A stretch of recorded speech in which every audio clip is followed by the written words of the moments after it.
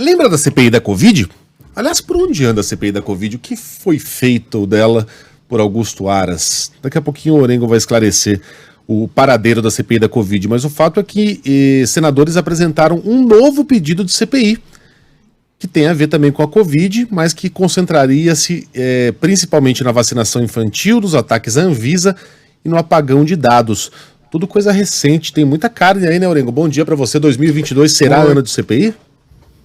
Pois é, bom dia, Megali, bom dia, Ellen. Olha, Megali, há um caminho aberto para isso, por quê? Porque no Senado Federal o ambiente em relação ao governo é mais hostil e os senadores precisariam recolher apenas 27 assinaturas de 81 senadores, então o caminho não é difícil, e como já há espaço no Supremo Tribunal Federal, um precedente de que uma CPI, as CPIs, as comissões, elas são instrumentos de minorias, não basta o presidente do Senado dessa vez optar também por atrasar ali o início, porque teria um caminho no Supremo Tribunal Federal. O debate está em torno realmente do fato da CPI, se realmente temos fatos novos. O senador Randolfo Rodrigues, que foi o vice-presidente da CPI, que passou e está apresentando esse requerimento, está elencando aí fatos como esses aí que você citou, como o atraso na vacina infantil, o questionamento público do governo, esse apagão de dados depois do ataque hacker também, a história do combate a variante Omicron e o aumento no número aí de infectados. Então são pontos que eles querem avaliar. Agora, do ponto de vista político, Megali, se sair do papel, uma CPI em ano eleitoral tem um potencial enorme de trazer estragos, desgastes para o governo. Tem aquele velho clichê aqui do Congresso que CPI se sabe como começa, ninguém sabe como termina. A gente viu isso na CPI que passou.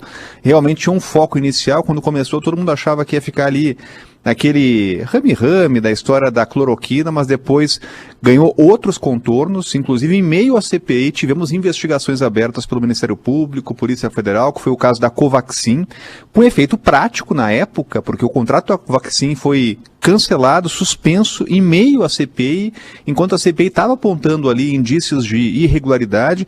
Então tivemos alguns efeitos. Agora, é claro que o tempo do Ministério Público, o tempo da Justiça é muito diferente de um tempo político. Então, as ações da Procuradoria-Geral da República, dos Ministérios Públicos estaduais, isso tudo vai demorar, e é natural que demore. A gente já viu isso em outras CPIs. É também um instrumento agora de pressão para que a PGR dê uma resposta àquelas denúncias, aqueles pedidos de indiciamentos que foram apresentados, né? Então, é uma pressão política.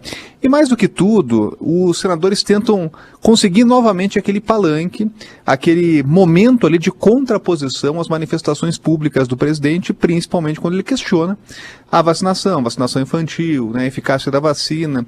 Querem ter um palanque ali, um espaço, um fórum de contraponto permanente, como era na época da CPI, pressionar também as autoridades públicas. Agora, obviamente, Megali, seriam figurinhas repetidas. Quem é que prestaria depoimento à CPI? Bom, Marcelo Queiroga pela terceira vez, Antônio Barra Torres, que já foi à CPI. Então a gente viria ali, nós veríamos realmente autoridades novamente indo à comissão. Ela enfrentaria um desgaste que não teria como correr disso. Agora, é claro que o desgaste político no ano de eleição, ele pode ser enorme para o governo. Por isso que a gente vai ver uma mobilização aqui dos governistas para tentar evitar que essa CPI saia do papel. O Randolfo Rodrigues disse que, foi ele que protocolou, né, o requerimento para a instalação da CPI, disse que o primeiro convocado seria o Augusto Aras. E a pergunta que ele faz é exatamente aquela que eu fiz. Que fim ele deu, o Aras, para a CPI da Covid, né? Quais foram as providências que ele tomou? Enfim, o que foi feito pelo Aras da CPI da Covid, hein, Orengo? Por enquanto não temos efeito prático, só deu prosseguimento aqui, mas não temos investigação ali aberta, não temos denúncia apresentada, indiciamentos. Agora, a gente avaliando, Megali, outras CPIs que tiveram muita repercussão e tiveram resultados com condenações, é o caso da CPI do Mensalão, que é sempre a mais lembrada aqui em Brasília, porque foi a que teve mais condenações e efeitos naquela época. Demorou para o Procurador-Geral da República, à época, Antônio Fernando de Souza, apresentar denúncias. Né? Então a gente tem ali um timing que é bem diferente do timing político, que é o timing judicial, da investigação, da procuradoria. Agora, há uma crítica muito grande dos senadores ao que eles chamam de inação da atual PGR, do atual PGR. Então teremos, se sair do papel, claro, esse embate aí entre os senadores e a Procuradoria-Geral da República. Maravilha, Orengo. Bom trabalho para você. Até amanhã. Até amanhã. Valeu.